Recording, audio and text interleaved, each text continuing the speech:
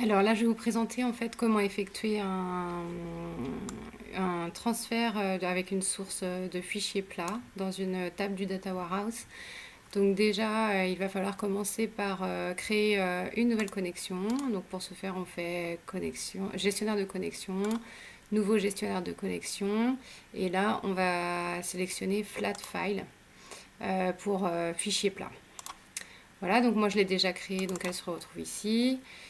On va aller sur le détail. Donc une fois qu'on sélectionne Flat File, on arrive sur cette page-là. Donc il faut renseigner le nom du gestionnaire de connexion. Donc moi je l'ai appelé fichier dimtime. Ensuite il faut remplir le nom de fichier. Donc pour ça, rien de très difficile, il suffit d'aller chercher d'indiquer en fait où aller chercher le fichier dans nos dossiers et de sélectionner CSV. Et là je retourne vers ma table dimtime. Enfin mon fichier dimtime. Donc comme c'est un fichier CSV, donc c'est bien un format délimité, il est délimité par des points-virgules. Donc on lui renseigne tout ça et ensuite il y a la possibilité d'avoir un aperçu. Donc tout a l'air OK. Voilà, on fait OK et ça crée la nouvelle connexion. Donc ensuite, pour pouvoir faire le transfert, donc je vais réaliser un nouveau package. Donc toujours pareil, package, nouveau package et CCS. Donc là, moi je l'ai déjà créé. Donc c'est la dim time. Voilà, vidage et alimentation de la table. Hop, donc là, toujours pareil, avant d'effectuer l'alimentation, je fais un vidage de ma table. Dim time. D'ailleurs, je vais en profiter rapidement pour la renommer. Tac. Donc vidage de la table dim time. Toujours pareil, hein, c'est toujours la requête delete from. Donc voilà, tout est bon. Et ensuite, on va insérer la tâche de flux de données. Donc la tâche de flux de données, elle est ici donc en détail. Donc là, il faut sélectionner source de fichier plat, donc qui est ici.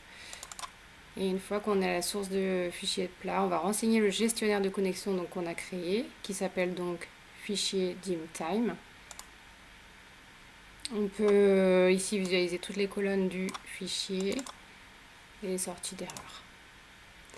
Voilà, donc une fois que cette source est créée, on n'a plus qu'à renseigner la destination. Donc encore une fois, la destination c'est tout simple, on renseigne le gestionnaire de connexion, donc là on va envoyer les données vers AdventureWorks Data Warehouse. Dans la table que j'ai créée précédemment par une requête de création, donc c'est ma table dimtime, donc qui existe déjà mais qui est vide dans ma base de données AdventureWorks Data Warehouse. On va vérifier les mappages, donc ici tout est OK. Voilà, on n'a plus qu'à faire OK et on exécute le package.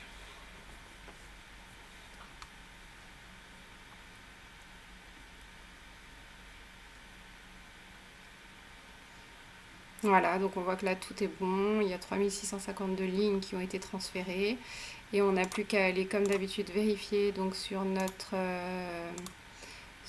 base de données, donc AdventureWorks Data Warehouse, la table dimtime. Et voilà, donc elle a bien été remplie.